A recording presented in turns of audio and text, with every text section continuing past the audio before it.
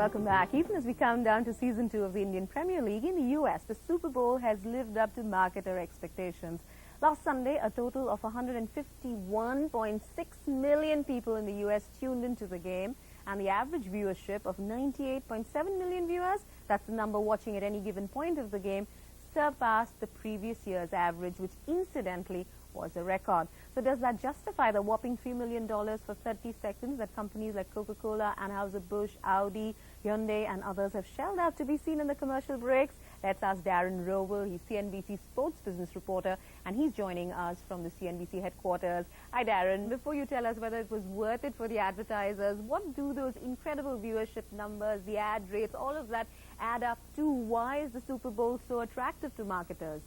Well, I mean, you just look at the numbers. No matter who's playing in the game, it looks like everyone's going to tune in. And that's not the same with the NBA, with Major League Baseball, with hockey, with some of our other sports here in this country. People want to know who's playing in the game before they know whether they're going to tune in or not. But here in America, you know, the Super Bowl is almost like a national holiday. People are going to watch it no matter what. And you had a marketable team in the Pittsburgh Steelers, and the team that they were playing in the Arizona Cardinals that wasn't really that popular. Certainly not a popular team as far as the nation's concerned, but you have a record viewership because it turned out to be a good game, and you have a number of people who are just going to tune in because it is the Super Bowl. In the context of the American recession and the fact that traditional Super Bowl advertisers like FedEx and GM were sitting out this year, how did broadcaster NBC manage to push through that record $3 million per 30 seconds rate? And did it manage to sell all its ad inventory? Well, it was eventually a complete sellout. They did sell about 85% of the ads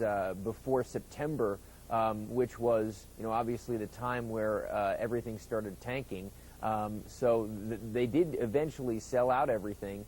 Sure, there's going to be companies that are going to say we are not going to get the Super Bowl. We're not going to do it this year. FedEx had traditionally been in it. General Motors had traditionally been in the game.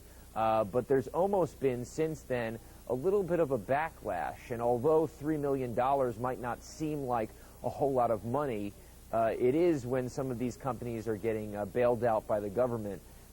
There's more scrutiny on it.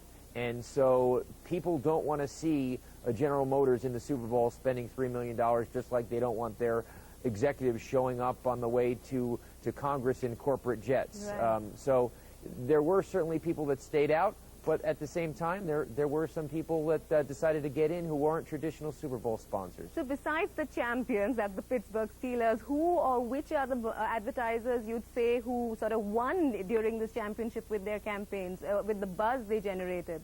Well, you know, certainly Doritos was interesting because they had a contest for it. It wasn't dreamed up with an advertising agency. It was dreamed up by the people. So they're continuing with tradition there, right? Because this is the third year they're doing that, the Crash the Super Bowl contest. Absolutely, and it's also, but it's the first year, you know, the USA Today ad meter, the one that everyone looks at, Anheuser-Busch had won for 10 straight years. So the fact that a user created ad won was certainly a big deal. And also, I think Cash for Gold was interesting. They advertise all the time. It's kind of like an infomercial. It's not seen as a big brand, but it was certainly a sign of the economy that there was a 30-second ad where they're telling you that you can trade in your gold for cash. 2010, will we see some softening of rates? Will it be more difficult? I believe CBS is going to be broadcasting it next year, isn't it? Yeah, we'll have to see. I mean, we'll really have to see. I mean, I think that's a long way off, obviously, on our air, on your air. You have analysts coming on saying they believe that this is going to be a tough year. How tough it is, we really don't know. But it's not going to drop precipitously because the Super Bowl is the Super Bowl. You're still going to get the eyeballs. But, you know, the question is how many people are going to be comfortable at $3 million next year. I think that has a lot to do with how everything shakes out with our economy. The Super Bowl completely underlines the fact that it's only live sporting events that provide the biggest TV audiences, surpassing all other genres of programming, isn't it? Well, the first thing to talk about is certainly sports and advertising. Sports and advertising works because it's hard to record. You can record your favorite television show and not talk to people about it and avoid it, and you'll still be okay a day and a half later looking at it. Sports is different. once you see a score on your cell phone or you see a score or someone tells you about a score, you don't want to watch it. So that makes the live commercials within the context of the game that much more important. So that's number one. You know, and obviously the Super Bowl has become, partly because the games haven't been that good over the past 20 years, that's the event where you watch the commercials. There is no other programming in any sector, in any, there's no other show where you're going to watch the show for the commercials. So I think that's why the commercials obviously come out as a winner as well. Okay, Darren, you represent, I think, the TG that all those marketers were looking for. What was your favorite commercial? What was your pick this year? Well, I know this might not be the answer that most people want. Most people want the answer that, you know, is like, what was the funniest? What was the most humorous? What made me clap, laugh, cry, whatever? But I really think, you know, for me it was the Cash for Gold spot, because I think that they can get, from a business standpoint, the best return on investment that anyone else can. They tell you to, Ed McMahon, MC Hammer tells you to go to this website. You go to the website, it leads you to a 1-800 number. People call the 1-800 number, and that's when they turn in their gold for cash.